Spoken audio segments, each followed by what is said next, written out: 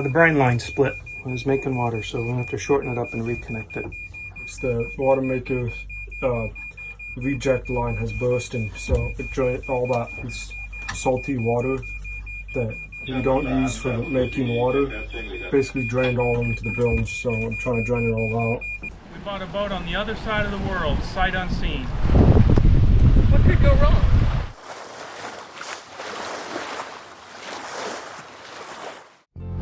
Before the boat, we lived in the small town called Whale Pass in southeast Alaska. It was so remote there was no cell service, there was no property tax, there were no amenities, there was no store to speak of, there was no plumber, no electrician. Healthcare was 2 hours away, as was a gallon of milk. And if something broke, you fixed it. And we spent years building our house there and building our life and getting these boys as part of our family. Growing up in Alaska is really different than other places. We take a boat to school every day. We get up, we get ready, we pull in the skiff, drive to the dock, walk from the dock to school every day, whether it's rainy, windy, snowing, dark, sunny, or anything like that. Then COVID happened, and we found ourselves just like everybody else, kind of locked down in our homes and spending a lot more time at home and not being able to do much of anything.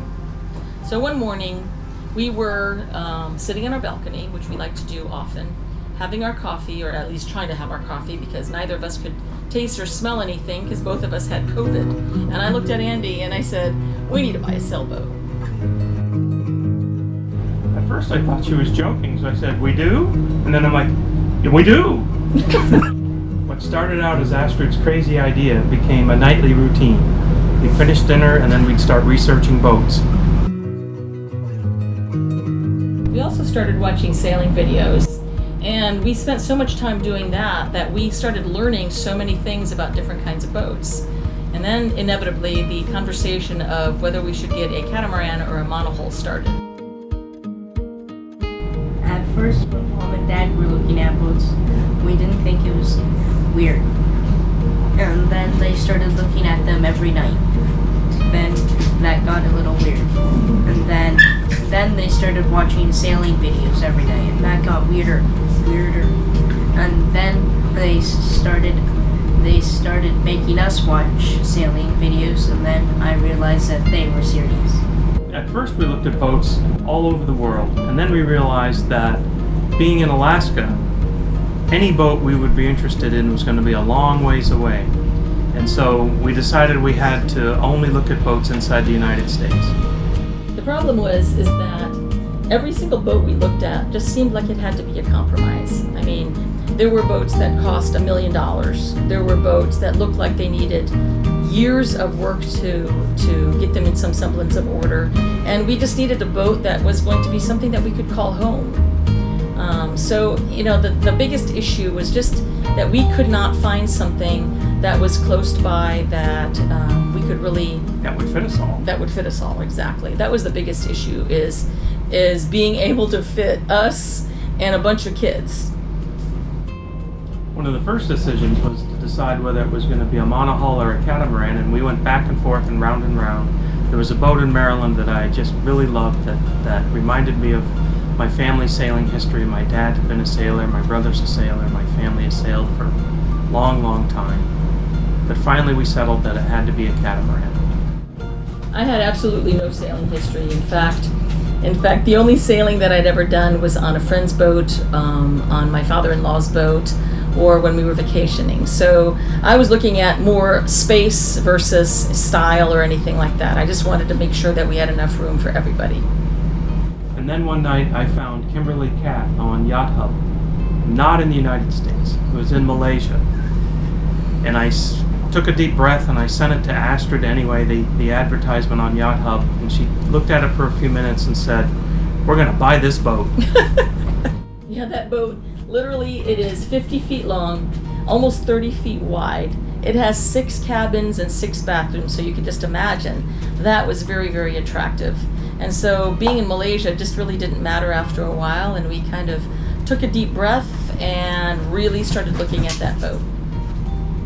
So we had the survey done, the boat was hauled, the survey was completed, we got the survey, and it certainly wasn't represented as in perfect condition, but we moved ahead anyway, and we made the decision to rely on the survey because it was February, and I just didn't want to leave the family in the middle of the Alaska winter, so the boys had to go back and forth to school on their own in the dark, and leave Astrid to handle everything in the middle of the winter. So we bought a catamaran that we had never seen. So once we bought the boat, there was no turning back, and we started selling stuff, furniture, tools, equipment, all the things that we'd accumulated over 15 years of homesteading. A lot of boxes. We drove 2 hours to deliver them at a small post office in Clay.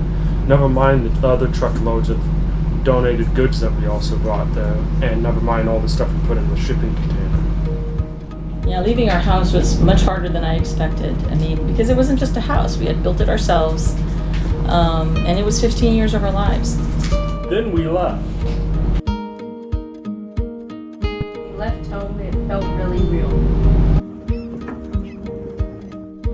Then the journey started. It was Whale Pass to Hollis, Hollis to Ketchikan to Seattle, Seattle to Taiwan, Taiwan to Kuala Lumpur, and then finally Kuala Lumpur to Langkawi. 3 boys, 3 cats, a dog, 20 duffels, and totes, and a boat we'd never seen. I didn't think we actually would do it. After months of planning, packing, and traveling, we finally arrived at Reback Marina where our boat was. For the first few minutes, everything seemed perfect. And then we started looking closer. We discovered one problem after another. The crossbeam was damaged, the steering didn't work, the water maker was not what we'd been told it was, and we started it right away and got to work. I've always been the person that likes engines and fixing things, but this was a law. Every day something new, something different, and something strange always appeared in the most random places in the random areas. At some point, we stopped asking ourselves what's wrong now, and started asking ourselves, okay, what do we fix next? Building a house in Alaska on a remote beach taught us a lot of lessons, and one of them was big projects never go according to plan, never according to the timeline, but you just get up, figure out what you need to do, and get to work on it. We didn't move halfway around the world to just turn around and quit. We came here because we wanted to do something different. We wanted to see places slowly. We wanted to get to know places and get to know people in the places that we visited.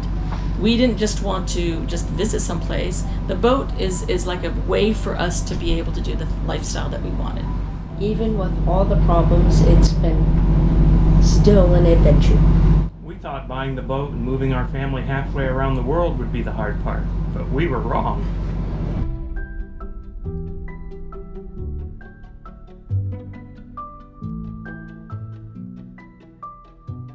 If you like this video, give us a thumbs up and hit subscribe and leave us a comment. We would love to hear from you.